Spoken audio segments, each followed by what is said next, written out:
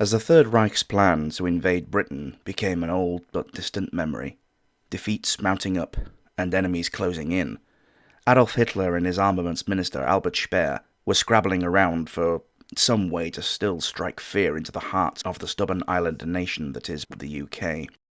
Gradually, the boffins of the German war machine came up with the solutions to the Führer's desire for Vergeltung, vengeance. These projects would result in huge advances in technology that only a few years earlier would have been laughed at as pure fantasy. Today, Descent into Darkness explores the Wunderwaffe, Hitler's secret weapons, Part 1, The Vengeance Projects. V1 Flying Bomb, aka Doodlebug or Buzz Bomb.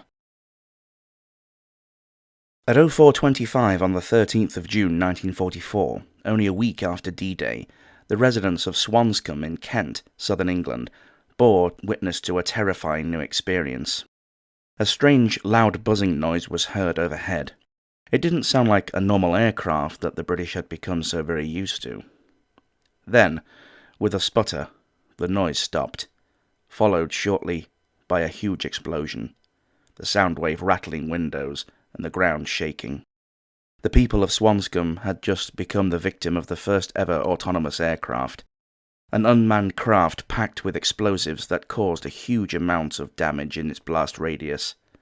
This was the first of Hitler's so-called vengeance weapons, codenamed V1.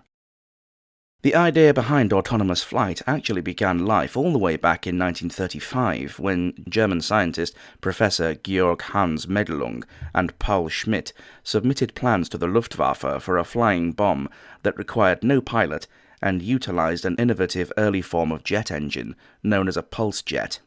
Rather than a constantly running jet as we would know today, a pulse jet produces short bursts of high thrust at regular intervals to maintain speed. This served the design to reduce the amount of fuel needed to reach its target. But even as far back as 1915, conceptual designs had been drawn up for a propeller-powered flying bomb also.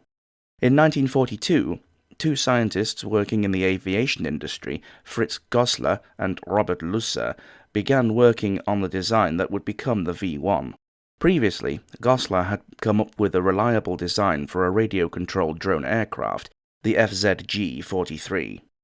This idea was further developed by his employer company, Argus Motoren, to propose a larger craft capable of carrying a payload of 1 ton, and then be able to return afterwards for refueling and rearming, very much like a Predator drone used by modern US forces. However, this design was not selected for further development by the Luftwaffe. Gossler and Lusser took the ideas from the previous drone proposals and married it to a pulse jet engine from the Medelung and Schmidt design. The new craft was guided and stabilized by gyroscopes built by Ascania and had an estimated range of around 186 miles at a speed of 435 miles per hour from pulse jets built by Argus, giving it a faster top speed than the famous British fighter, the Supermarine Spitfire, which could only achieve 370. Not only that, but they could carry a high explosive warhead weighing half a ton. This would be packaged into a fuselage built by Fieseler. The dimensions of the weapon were 27 foot 3 inches long, 17 foot 7 inches over the wingtips, and 4 foot 8 inches tall. The first ever test flight of the V1 were launched from the top of a bomber in flight, opting to test the guidance and stability before the ground launching capability. As expected, these tests were a success. The ground-launching apparatus began production in January 1944 and consisted of a steam piston catapult, like that on an aircraft carrier, but this one generated steam rapidly by combining hydrogen peroxide and sodium permanganate. Connected to a protrusion that interfaced with a slot on the underside of the fuselage, the piston was able to accelerate the V1 up to 200 miles per hour in only 160 feet. This overcame the minimum speed at which the V1 could fly by itself, which was 150 miles per hour. The cruising speed would slowly increase as the weight of the fuel was burned off, usually around 340 miles per hour by the time the bomb had crossed the channel. A full test in July of 1943 proved highly successful. The experimental V-1 flew around 152 miles and landed just over half a mile from its intended target. That may sound like a failure, but for something so groundbreaking, it was very promising. And when one considers that the idea was to aim these things at a sprawling metropolis that is London, this was accurate enough. Certainly, when one considers that the first V-1 launched in anger was done so only 41 years after the Wright brothers first took to the sky, this advancement in technology was absolutely incredible. The British anti-aircraft network found that their standard 3.7-inch guns could not traverse nearly quickly enough to keep up with the high speed of the V-1s. They had initially thought they had been shooting them down, but it was just in fact the engines cutting out, as they were designed to do. A new type of mount was developed for the 3.7-inch gun that allowed a much faster traverse. A radar-assisted targeting system and a new proximity fuse developed by the USA was fitted to their shells, both of which greatly improved the AA success rate, which rose to as high as 82% toward the end of the conflict. A series of barrage balloons was tried out to deal with the V-1s, but these were of limited success, only thought to be responsible for around 300 bombs brought down. The secretive radar network of Britain's south coast was able to track the V-1s as they came into range, and the word passed on to Fighter Command to intercept. There are pieces of cockpit footage from Allied planes shooting down the V-1s. Another trick used by the more skilled pilots was to get alongside them and use the wings of their aircraft to tip the V-1 violently off course, causing them to crash prematurely. Around 4,261 flying bombs were brought down by combined Allied countermeasures. In total, the Nazi war machine had fired an estimated 10,492 V-1s at Britain. But whilst the V-1s certainly did plenty in the way of damage, in the form of destroying homes and killing around 6,000 civilians and injuring a further 18,000, it did very little in terms of Britain's ability to wage war. The noise of the V-1's pulse jet led the British public to nicknaming them buzz bombs or doodle bugs. Interestingly, the Germans were able to sneak one of the pulse jet engines over to Japan via U-boat, and Japanese scientists at the Kawanishi Aircraft Company and Tokyo Imperial University's Aeronautical Institute had jointly drawn up plans for their own version of the V-1, but thankfully this never got beyond the drawing board. V-2 guided rocket. This much more advanced version of the V-1, the V-2, would become the first ever guided missile and first ever supersonic rocket and the first man-made object to cross the edge of space, the so-called Kármán line. As you can see from the photos, the V-2 looks pretty much like how anyone would imagine a rocket to look, establishing the classic shape we all drew as kids. Scientist and all-round brainbox Wernher von Braun was the man in charge of the development of the V-2. He had been inspired to get into rocketry in the late 1920s when he bought a copy of the book The Rocket into Interplanetary Spaces by Hermann Oberth that outlined, as the title implies, the virtues of the use of rockets for space exploration. Experiments had been conducted around the same time in rocket-powered cars and planes, but, as one can imagine, such things have the inherent danger to any potential manned vehicles, due to once the rocket being started, it is not easy to control the power output without some serious technological advances, which were a little way off at this point. Von Braun dove deeply into the subject, and by 1930 was assisting Oberth in experiments with liquid-fuel rockets at the Technical University of Berlin. These studies gained the attention of the Wehrmacht, who saw the potential for the military applications. A research grant was secured for von Braun to continue his work, which culminated in a thesis long-windedly entitled Construction, Theoretical and Experimental Solution to the Problem of the Liquid-Propelled Rocket, published in April of 1934, which the Wehrmacht kept suppressed as a military secret. It would not finally be made public until 1960. A series of prototype rockets were extensively tested, codenamed Aggregat, followed by a number to indicate the design iteration. Of the 12 different designs, A4 was the one chosen to take forward for further development. A4, manufactured by Mittelwerk in their underground factory, used a liquid fuel mixture of 75% alcohol and 25% water, Can't help but think that the Russians would have come up with a vodka-powered rocket, which would combine with liquid oxygen to provide an enriched, readily inflammable mix capable of producing insane levels of thrust. The fuel would then be pumped to the motor by a miniaturized steam turbine, steam being produced in the same mixture as used in the previously described launch mechanism of the V-1. This rapid method of driving the fuel pump could supply the motor with a staggering 125 litres a second. The shape of the rocket was tested in a supersonic wind tunnel in late 1940 that successfully proved the design up to Mach 2.5, or 2.5 times the speed of sound. The weapon stood at 46 foot 11 inches tall. The body of the rocket was 5 foot 5 in diameter at its widest point, and the tail fins were 11 foot 8 inches, with a total weight clocking in at 13.77 tons, with the explosive payload being 1 ton.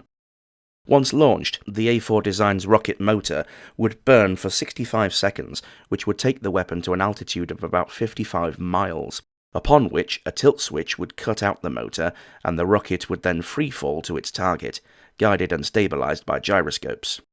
An often overlooked aspect of the Holocaust comes into play in that the V2 project utilized many forced laborers from the concentration camp system, and is thought to have contributed to a further 12,000 deaths from the conditions they were forced to work under. Whilst this number pales in comparison to the overwhelming numbers who either died or were murdered in the camps themselves, it is still worth mentioning as yet another source of misery in an already horrid chapter of history. In total, by the 15th of February 1945, Mittelwerk had produced 5,200 units. Once the V2 was ready for use, the Germans were not shy about using them. They were targeted at cities within Allied-held territory, as well as mainland Britain. 3,172 V2s were launched in anger. Of these, 1,402 were aimed at Britain, the majority being at London. Strangely enough, a lone V2 hit the city of Suffolk in Ipswich, which must have caused thousands of pounds worth of improvements. 1,664 were fired at Belgium, 76 at France, and 19 at the Netherlands, and as the Allied advance reached further and further, 11 more were launched at Remagen within Germany itself. The scary part of the V2 was that, unlike the V1, they were far too fast for any kind of countermeasures, be they air or ground-based. So the Allies had no way of defeating the new rockets, merely hoping that they would either miss or fail to explode. The British had been in the process of working up a dedicated anti-V2 gun suite, but by the time any major testing was conducted in early 1945, the Allies had already captured or overrun all of the launch sites. Plans had also been underway to create a U-boat-towed floating launch pad that had been successfully tested in mid-1944, making it the first ever sub-launched missile, but Germany did not have the resources to roll the project out by this point in the war. With the end of the war, both USA and USSR were very keen to get their hands on as many completed V2s and associated parts and research papers as possible in an operation the US codenamed Operation Paperclip. Presumably, Britain was too distracted and fighting back the tears at having to hand over their world's most powerful country mug over to the USA. V3 superguns.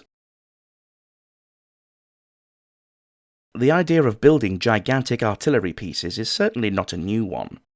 In Asia, there still exist many preserved massive cannons, usually gaudily decorated to reinforce the idea of mine is bigger than yours.